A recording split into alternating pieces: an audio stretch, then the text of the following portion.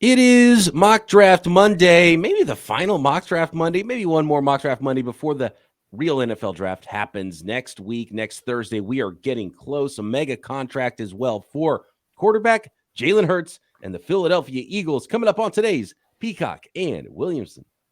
NFL analyst Brian Peacock and former NFL scout Matt Williamson bring you expert NFL analysis every day in less than 30 minutes. Get an inside look into the NFL on the field and in the front office.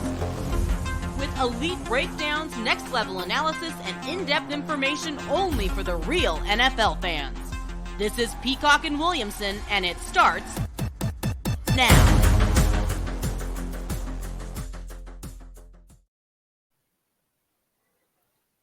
Welcome to the Peacock and Williamson NFL Show. Brian Peacock alongside Matt Williamson at BD Peacock at Williamson NFL on Twitter. Thanks everybody for making us your first listen on the Locked On Podcast Network, your team every day. Make sure you're subscribed up to the new Peacock and Williamson YouTube channel. Get those mailbag questions in for this week's mailbag as well at those Twitter handles at BD Peacock at Williamson NFL. Today's episode of P&W is brought to you by Ultimate Football GM. If you've ever dreamed of becoming an NFL GM and managing your football franchise, then this game is definitely for you. To download the game, just visit ultimate-gm.com or look it up on the app stores. Our listeners get a 100% free boost to their franchise in-game when using promo code LOCKEDON. It's Mock Draft Monday. We're getting close to this thing. For those of you who are followers of Williamson and I and have been following the Locked On Podcast Network for years, we just finished this weekend, Matt, recording the ultimate. We sure did. Yeah. The 2023 Locked On Network Mock Draft Special has been recorded.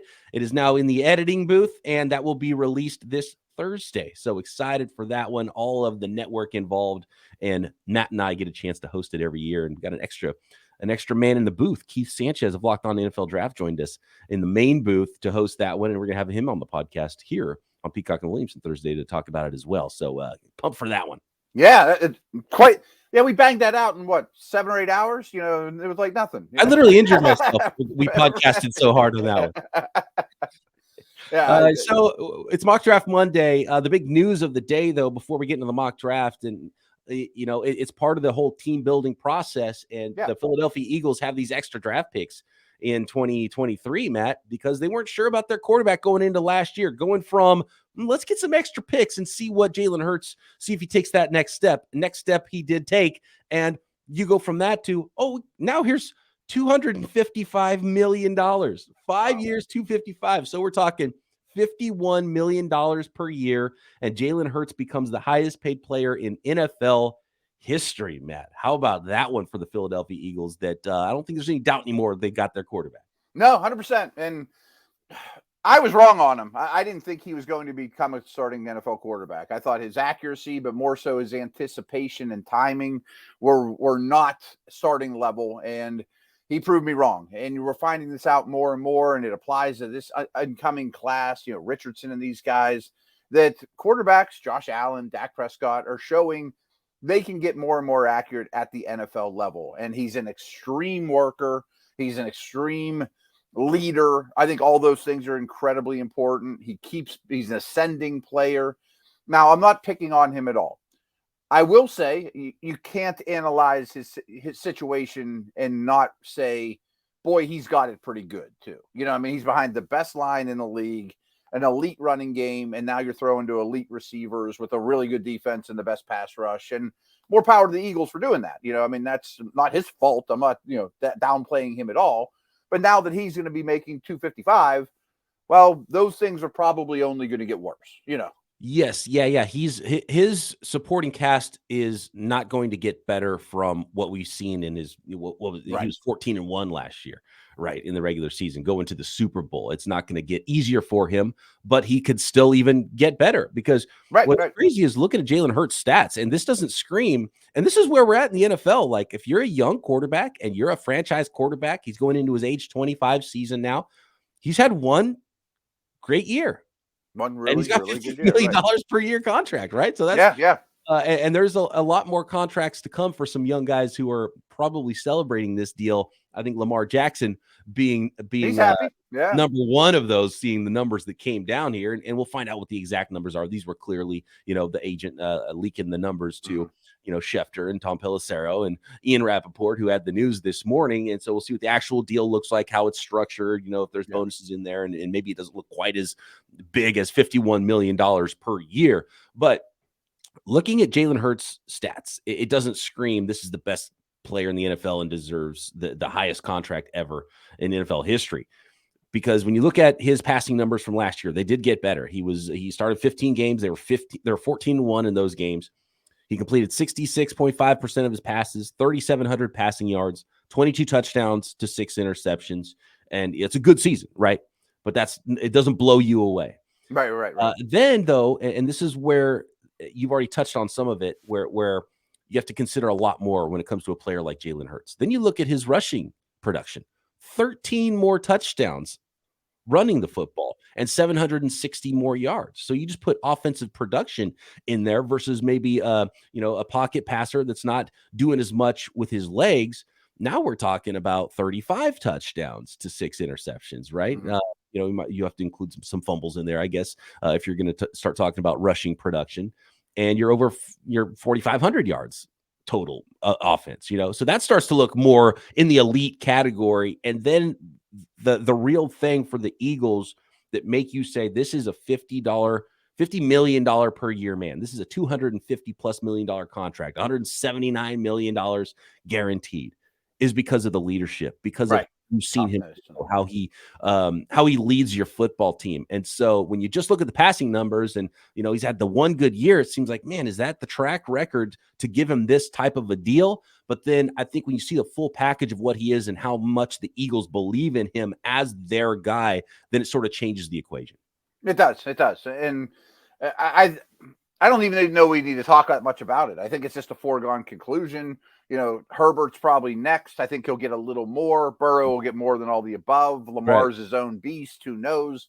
And you mentioned this to me off the air when you were just kind of digging up his stats. And I think anyone who plays fantasy football won't be shocked. But think about the points that he scored on the ground. He has 23 rushing touchdowns over 2 years. That's a lot of football points on a Sunday afternoon. You know what I mean? Yeah, no doubt.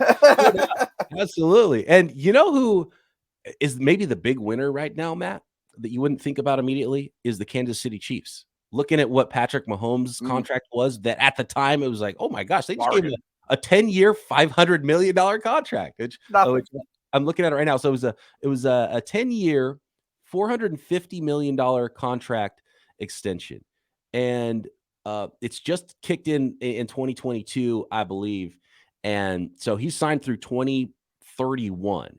And even at his highest per year dollar value, it's 59.9 in 2027, which even if he made that, and plus, plus signing bonus stuff. So, 62 cap number, $62 million cap number.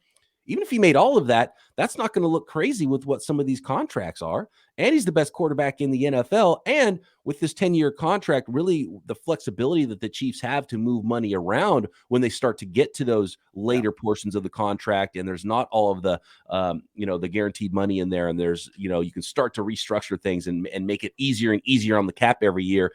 The Kansas City Chiefs, as crazy as that deal sounded when it was announced, this looks like the bargain contract in the NFL for the best player in the NFL. Yeah, and I think it was 2027 you mentioned when it's like a $60 million hit, right? Yes, yeah. He may have 3 Super Bowl rings by then, maybe 4. I mean, he's going to be in the mix, I would think, going forward. And the cap might be 40 million more not then than it is now. I mean, it could be astronomically more. And as you mentioned, this will be the case for the Eagles. These teams will go to the bank of Mahomes, the bank of Hurts, and we'll add another year. We'll move things around. We'll get you a wide receiver. It is flexible.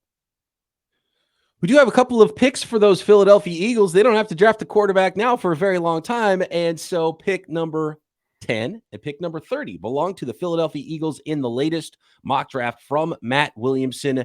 Mock Draft Monday next.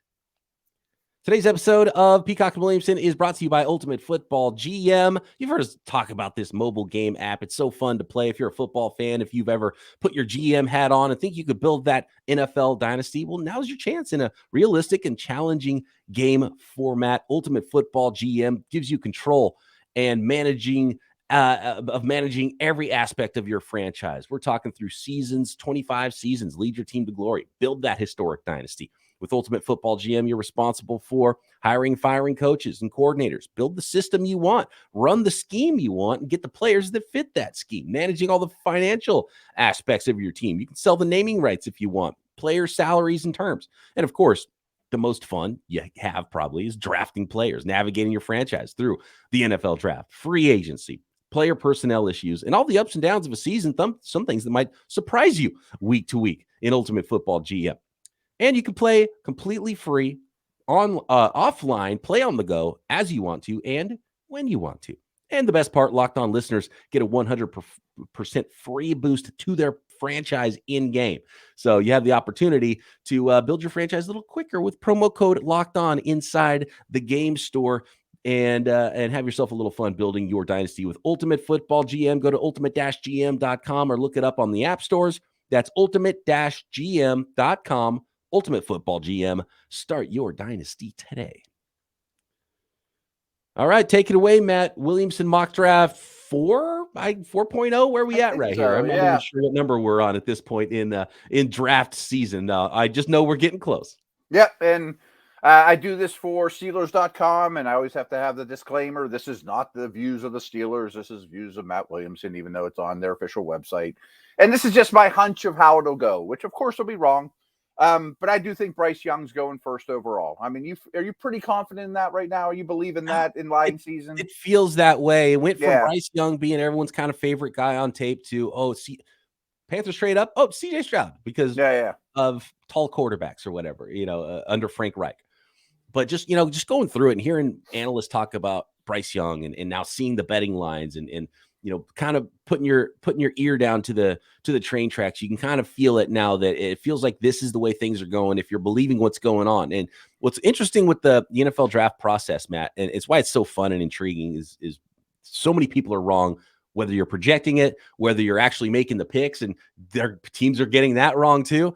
But there's so much lying and so much secret business happening, but then there's some truth weaved in, and it's like when you can believe stuff and when you can't believe stuff. So everything that comes out of the combine, you can't believe it for 2 months, but then you get close to the draft and these little nuggets come out that are right on. And so that's true. It's almost to the point where lying season goes away in the final week, and then you can start believing some things here and there again. But then you cover up your lies forever. Yeah, you have to put especially in the morning. Like the time you can start to believe stuff is draft morning for sure, because that's when things really start to get real. So, but it does feel like Bryce Young number the Texans one. Are taking Mario Williams, not Reggie Bush. Holy smokes! Exactly. Yep. And when it comes to the number one pick, maybe we'll hear that before. But right now, it does feel like Bryce Young. Now, pick number 2 has also gotten really interesting in the last. And I'm believing this hype a little bit too. Yeah, it feels like maybe the Texans really won't go quarterback number 2. Right, and maybe they have a great smoke screen and they go, "We wanted CJ Stroud all along." La, la, la, la, la. They run to the podium. I haven't taken Will Anderson though because I think the DeMeco Ryans Alabama connection, but even more so the 49er love of defensive line connection is real, and I know it's an easy thing to dismiss, but CJ Stroud having the same agent as Deshaun Watson, I'm not sure, Houston's, ownership is thrilled about that situation. Right. And you forget that it's not just the GM that's evaluating. It's not just right. The head coach has second overall pick say, and ownership has say in these things. If ownership says, it's like Johnny Manziel got drafted because ownership's like, I want a quarterback. This guy's famous. Let's sell some jerseys. And, Kyle Shanahan's like, I don't want that quarterback. And so, but it happens. So ownership has a big say, and you never know how they're going to change things, especially when it comes to quarterback. And there's some smoke that their GM might not be there much longer, Right. So, that's the other story. So do they get a new GM? And Mike Silver dropped a story that the 49ers, where DeMeco Ryans head coach came from, assistant GM Adam Peters, who's interviewed for jobs, is well thought of, has turned down a lot of jobs. Maybe he's the natural fit to go in there. Does that mean it's a Trey Lance for a second round pick? And the Texans go, other places with both of their picks, and then they're have extra picks again in the 2024 draft to then go get the quarterback if Lance turns out not to be the guy. But he's 3 years younger than Hendon Hooker, so give me Lance over Hendon Hooker with the second round pick anyway. So that's one of the scenarios that could happen with the Houston Texans. They've become the main hinge point in this draft because they have 2 picks in the top 12, and what they do at number 2 kind of changes everything for a lot of teams. Yeah, and the smoke that I'm not buying is that Tyree Wilson can go over Will Anderson. I mean, I just don't think that's in the cards. I know some people love the length and all that. I just think Anderson's a much better player. So I do have Wilson going 3rd to the Cardinals, who would certainly try to be on the phones. And I would think teams would be really after CJ Stroud and try to get the 3, but I wasn't allowed to put trades in. So not allowed to put trades in here, but and pick 2 once the Texans decide not to draft a quarterback, they're probably listening to offers as well, but probably not from the Colts. Right. You don't want to help it makes it hairy. Right. You don't want to help the guys in your division, and you don't want to help the Titans out either. Right. So that's 2 of the main culprits that would try to go up to get Stroud. So maybe you just sit there and take Anderson. So in this situation, Arizona kind of settles for Wilson, and the Colts sprint to the podium for CJ Stroud, and they're thrilled to get him at 4. And in the end, if the Colts want to go up, and this is how it happens, and I'm sure they can get to 3 if they want to. Right. The question is, does somebody else come over the top? And for the Cardinals, with Will Anderson off the board, depending on how they feel about Carter or Wilson, I would imagine if a team like the Titans is actually willing, and we've heard reports they might be willing to pay the cost, they'd probably rather go down to 11 for that haul than just go down 1 spot.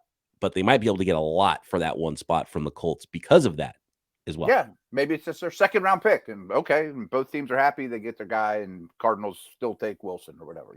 That's another thing. So when you're the Texans, you're allowing potentially one of your division rivals to get that quarterback, so you better be right about it too. Right. Even if it's Richardson or whomever, right? But they do pick again at 12. Maybe they could move up to 5 or what? Who knows? They have a lot of flexibility. The Texans.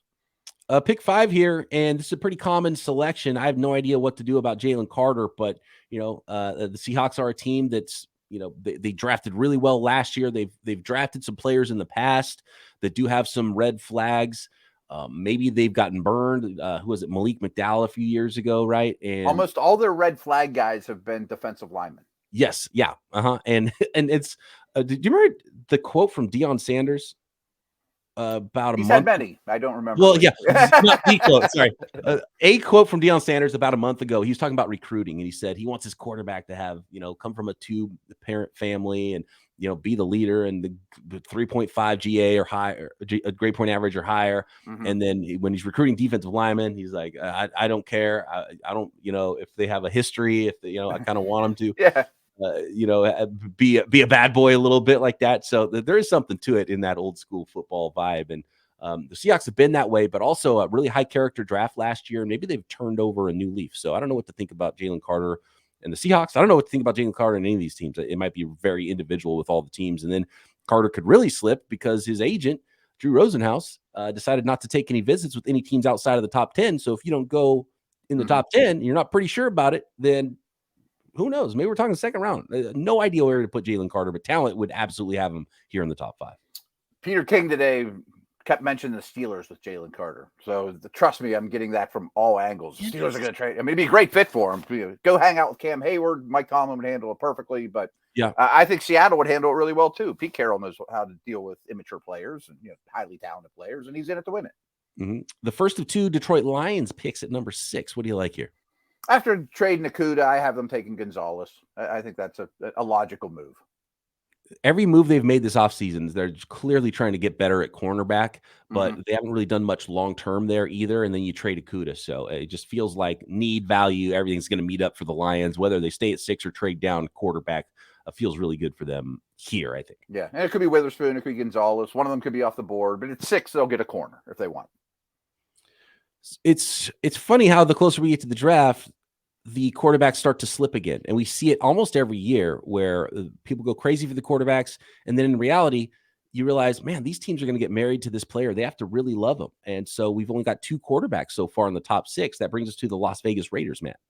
And I have them go with Anthony Richardson. And they could take a corner. They could take anything on defense. They'd have their pick of offensive linemen.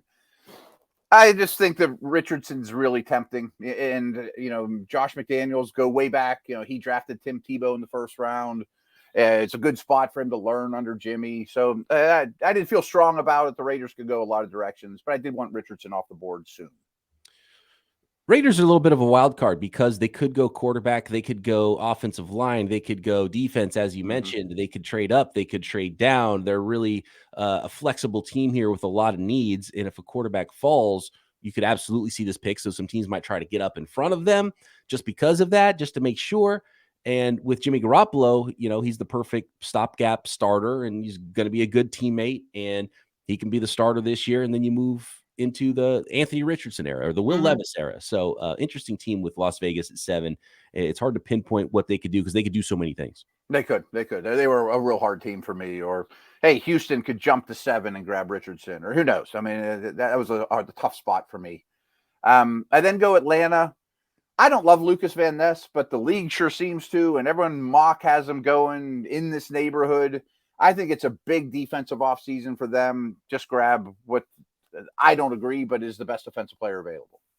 I think there's some trade potential with the Falcons because every time I do a mock with the Falcons, it feels not perfect there. Right. So we'll see what they do. And another team that could do a lot of different things, and I guess wouldn't surprise you at corner, but they got themselves Jeff Okudah. Wouldn't surprise you on the D line. Maybe even Bijan Robinson could go higher than people expect and end up at number 8. Be a nice spot for him. Yeah. Chicago Bears at 9. I think it's going to be a very heavy defensive draft with the exception of a tackle, and I think they get their pick of offensive linemen. I gave him Paris Johnson. I considered Skoronski as well. With their recently minted quarterback, the Philadelphia Eagles' first of 2 first-round picks at number 10 overall, where do they go? I gave him Witherspoon because I just don't think he can fall really outside the top 10. He's a great prospect. They have Slay, they have Bradbury, but those guys aren't young and they aren't cheap. He's just one of the best players in the draft. Yeah, and, right. At a certain point, you have to figure out who the best players are. And then if you have a future need there, I like it. I love that. I think he fits in his mentality with that defense. Right. The Eagles are in such a great spot because they can just sit back and go, give us best player available. And if best player available happens to be a cornerback, even if he's only 180 pounds, that's fine too. So that's fine. Eagles, Devin Witherspoon, like that one. I think I had it in my draft that way. I think you did too. I like it so much. Good job, Matt. Skoronski to the Titans at 11. Yes. I think O-line has to be the move here. I mean, that O-line's a disaster, and he'll help somewhere. And we've talked about this multiple times. Yeah. Are you buying the trade up for the Titans for a quarterback next year? I don't think the team's properly equipped to handle that. The other thing here that someone might be thinking, okay, well, if you're willing to trade up for a quarterback, you're probably willing to sit at 11 and just draft Will Levis because he's on the board here. Yeah, and I don't love Levis, but I don't think he's going to fall super far. I have the Texans taking him. I mean, Houston fans, would you like to end up with Anderson and Levis? I mean, if this was Anderson and Richardson, I'm sure you'd be doing cartwheels. I don't think that's as feasible. But the way it sits, I'm like, hey, I mean, if he stinks, maybe you'll draft one in the top 5 next year anyway. I mean, it doesn't mean you have to be married to the guy. Take a shot. Mm-hmm. If you're the Houston Texans, would you prefer to trade for Trey Lance or Mac Jones with your second-round pick and Lance, not quarterback in the first round? Yeah, I would. Especially if Richardson was sitting there, the answer would be no. But the second Richardson would go off the board, I would call the Niners and maybe the Patriots, but especially the Niners. Yeah, the more I think about it, I just think maybe that's the way the Texans are going to go because there's the Caserio connection with New England and Mac Jones. Mac Jones was high on the 49ers board when D'Amico Ryans was with the 49ers, and then the other quarterback that was with the 49ers and Trey Lance. So those two quarterbacks I'm really looking at for the Texans if they decide to go the non-quarterback at 2 route. Maybe they take 2 defensive linemen, 2 and 12, and now D'Amico's really happy. Next, we've got pick 13. The New York Jets are on the clock, and we'll do the rest of Matt Williamson's mock draft number 7. I think it is here on Mock Draft Monday. Thanks once again, everybody, for making Peacock and Williamson your first listen every day. Every dayers love it. On tomorrow's episode, we are going to do our all-defense draft. We did our all-offense mock draft Monday where it's Peacock versus Williamson. That was a lot of fun. Now we got to do the defensive side of that one. That will be tomorrow. Make sure you're checking out everything on the network, by the way, because your team is covered right here on the Locked On Podcast Network. Here we go. Pick 13, the New York Jets. And I think this is an easy one with Broderick Jones. I think it's an easy pick. I love it. Yeah. Broderick Jones here. I think he's one of the top talents in the draft. I think maybe he has some work to do, but the upside is there. And I don't think this pick is going to ever belong to Green Bay. I don't either. So I think if you get one of those 3 offensive linemen, sprint to the podium, take them, Jets, boom. How about those New England Patriots at pick 14? If Will Levis falls here, do you think they go quarterback? If there's a Jones deal available, I think that's very possible. It's a good call. I think they could go with like a Porter Jr. I think they would love one of the tackles.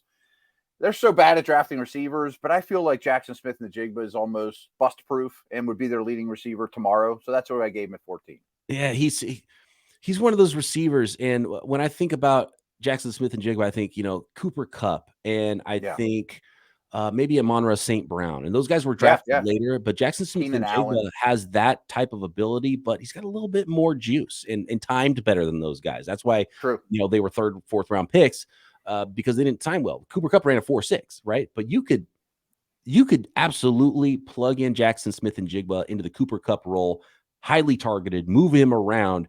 And, everything coming out of Ohio State is how good he is and the best of the receivers. And it's odd to hear a wide receiver say someone else is better than them, but to hear all the Ohio State receivers say that Jackson Smith-Njigba is the best one of all of them, that's interesting. And he just really feels really patrioty as far as what they like at wide receiver. And they need a target hog over there. They really do. And I think Green Bay at 15 would be sad about it. I think they would love to get Smith-Njigba, perfect complement to Christian Watson. But I gave him Dalton Kincaid, who seems like he's got a lot of steam right now. Of course, the irony of giving a 1st-round pass catcher as you're pushing Aaron Rodgers out the door is kind of humorous, but they need to do it. They need to do it, yeah. Make it easier for Jordan Love if he's your guy. Yeah, that was my thought. Commanders at 16, you got Joey Porter Jr. Yeah, they swipe him right in front of my Steelers. I think he's a good fit for them. I mean, they have a great pass rush, defensive line potential there. They want big matchup, beat you up type corners. I think Porter would be a really good fit for the Commanders. So with no Porter, where do your Pittsburgh Steelers go at 17? People are all over the board on Brian Brzee, and I really like him. And to be honest, he reminds me a lot of Cameron Hayward. Is just a big, physical, upfield, longer defensive tackle. That's what I went with. But hey, if I'm GM in the Steelers and this draft goes like that in the first 16, I'm listening to offers. Yeah, classic Steelers, like sort of a 5-technique, 3-technique type of interior defensive lineman. Miles Murphy, Cam Hayward's, successor is the plan. Right, yeah. Play with them, play alongside them, and then replace them eventually. Yeah, that's a very Steeler thing to do. Detroit Lions, Miles Murphy going edge here at pick 18 after going edge last year, going corner earlier in this draft, really building the defensive side of the ball, which is probably a smart way to go for Detroit. Yeah, pair him with Hutchinson. It wouldn't shock me if Atlanta took Miles Murphy at 8 or the Raiders do something crazy at 7. Like, this guy seems like unlikely to get to 18. I was a little down on him, but then I watched him more and looked at his pro day and like, this guy's pretty freaky. He should go high. Darnell Wright, I like this pick. The more I watch him, the more I think he's going to go pretty high in this draft. And, there might be a little bit of gap after the top 3 offensive linemen. But I think he's an easy projects more as a right tackle, but then you get to the Bucks and it's like, okay, let's move Wirfs over and plug in right on the right side. I think every Bucks fan would be thrilled with this. Should be, yeah. I mean, that's a slam dunk to me. Seattle Seahawks, Nolan Smith, the speedy. I love this one. From Georgia. I kind of like it too, actually, especially when you got the his Georgia teammate Carter going a little bit earlier in this draft, and Nolan Smith is that leader type of a guy. So you get his you get his sort of little big brother at pick 20, and then you get some juice off the edge at the same time. Yeah, it's the Big Brother program. Hey Nolan, we love your edge work. You and Jalen are going to do great things on the defensive front, but why don't you keep an eye on him while you're at it? Have you guys room together too? Nolan Smith is another interesting prospect. It's hard to project where he's going to go in this draft because he's a ridiculous athlete, but you're going to draft the 239-pound edge rusher that had 3 sacks last year or whatever it was, so it's like, okay. Interesting player, very interesting player. And one of many smallish prospects in this draft. Some teams won't draft the small guys. Some teams are cool with it. The Los Angeles Chargers right here, you have them being cool with it and drafting one of the smoothest wide receivers in this class in Jordan Addison, who you saw a lot at Pitt before he transferred to USC. Yeah, and Allen and Williams seem like they're never on the field together. Age is becoming an issue with them. They just restructured both their contracts. They're both going to be very expensive. They need to create big plays there in a big way. So I think Addison fits in well. Interesting seeing Addison climb back up the draft boards late in the process after a lot of people thought he was wide receiver 1 during the season. You know, it was a Biletnikoff Award winner and, you know, put up so many stats and was such a good route runner and gets open and productive. And then it's like, he's kind of small, doesn't blaze in the 40. So maybe he's not going to be a first round guy. And I'm starting to see him a lot again in mock drafts, and people who put on the tape are like, he's just good and gets open and makes plays. Yeah, he does. He can play inside. He can play out. I don't love him, but I think he's a first round pick. Back-to-back wide receivers here. Quentin Johnston to the Ravens. Odell Beckham's not going to change your plan here at wide receiver in the draft. It shouldn't. I mean, if you're truly going to throw to receivers, they don't have a big receiver, a big physical guy. Beckham's only on a 1-year deal. We know his injury history. He'd probably be a good role model, or, you know, maybe not. I don't know, but he'd be a good guy for Johnston to learn a thing or two from as well. They could have went corner. They could have went edge. You know, I thought about Deontay Banks, keeping him in Maryland, but I stuck him to the Vikings with the next pick. Yeah, doing some wide receiver work probably helps Lamar want to sign that deal, and then now might have to up the dollars too, looking at what Jalen Hurts got as well. So we'll see if there's a deal done by draft day for Lamar Jackson. Who knows? Maybe it'll come down tomorrow now that we've seen a new quarterback contract in the interim. Yeah, just give me one of those. You know, maybe he does that. I don't know. We got a corner, Deontay Banks. He's fast and over 6 feet. And so when you got speed and size, there's not a lot of guys with both speed and size in this draft. Deontay Banks at 23 feels about right. Yeah, they just hired Brian Flores to be a defense coordinator. He's like the heaviest man guy out there, and they don't have the corners to do it. So I think Banks makes sense. That's smart. I haven't seen a lot of corners to Minnesota in mock drafts. And now that I think about that angle of it and how much man they're going to play, it makes a ton of sense. Yeah, they could use it. Jacksonville Jaguars, Brian Branch. This is more about Branch than the Jags. I look at like the last 10 picks we made, the next 5. Every team could use a Brian Branch, and I think he's a solid leadoff double. Jacksonville's looking for more leadership and glue guy. I just stuck him here. I love Brian Branch. He's such a good player. He's player. Everywhere when you watch Alabama's defense. Doesn't miss tackles, and I think he projects just fine starting at safety as well as being that slot guy if you want him to. Yep. So Jags could use him. Everybody could use him. Let's finish up this mock draft with pick 25 through 31. Osiris Torrance going to the Giants. Kalijah Cansey falling to the Dallas Cowboys at 26. And running back off the board finally with Bijan Robinson to the Buffalo Bills. Yeah, Giants want to run the ball. The interior of their O-line isn't great, to say the least. Dallas adds more pass rush, try to keep up with the Eagles. Even if he's a part-time player, Cansey would do a lot of damage, at least on third downs with Micah and Lawrence and those guys. And I can't imagine Bijan gets past the Bills. Cansey, I think Van Ness and Nolan Smith. You have them between picks 8 and 26. You could flip-flop them. And it's like, I just don't know where these guys are going to go. Cansey is another ultimate outlier. 100%. And he's not for me. He won't be for some teams, but some teams are saying the same thing about Nolan Smith. And some teams are like, I'll run the podium for Cansey. And I think Dallas would be one of them. You know, Bijan's another one too, because yeah. How many GMs, Matt, you've been around GMs. How many GMs are going to sit there and look at their draft board and have the top guy on their board be Bijan Robinson, which will be the case for probably 15 picks until 27. Exactly. How many of them are going to be like, nope, we're not going to take the guy at the top of the list. We're going to take a different player. So why do we go this way? Go. Right, I love the fit in Buffalo, though. Yeah, and I almost put him in Dallas. Right, yeah, 26, 27. I don't think he gets past this. Honestly, I think the Bengals could take him and cut Joe Mixon at the next pick. Oh, absolutely. Michael Mayer, though, tight end from Notre Dame, going to Cincinnati. They brought back a couple of dudes at tight end, Sample and those type of guys, but Mayer's way better than all those guys. And I think they want a two-way blocker / receiver, and Mayer 28 is good value. We got Mozzie Smith, New Orleans Saints, defensive tackle. We've got the Philadelphia Eagles at 30 going Will McDonald, the edge out of Iowa State. And the last pick in the first round, 31, Kansas City Chiefs, Jalen Hyatt, wide receiver from Tennessee. And that's kind of a scary little fit. I think we talked about that one a little bit off the air, how Jalen Hyatt to Kansas City's one of those where you don't really think about it and they make the pick and you're like, oh gosh, okay, yeah, that does kind of open things up for their offense, even if he's not a highly targeted player. And the defensive coordinators in the AFC West go, oh, great. That's wonderful. Bring more speed. That's great. McDonald is a very Eagles-like pick. The Saints' defensive tackles are Kalen Saunders and Nathan Shepard. Like, that's a really bad group. Anywhere on the D-line for the Saints. I like it. Yeah. They could get a big DN, too. And we do know your Pittsburgh Steelers are picking 32nd, Matt. You got a little extra bonus pick here for them? Yeah, I didn't love how that fell for him either. It wasn't a very Steeler-friendly draft. I would consider Zay Flowers. I would consider Darnell Washington. The next corner off the board would be in my mind as well. Maybe Forbes is somebody I like quite a bit, although he's very skinny, or a Cam Smith possibly.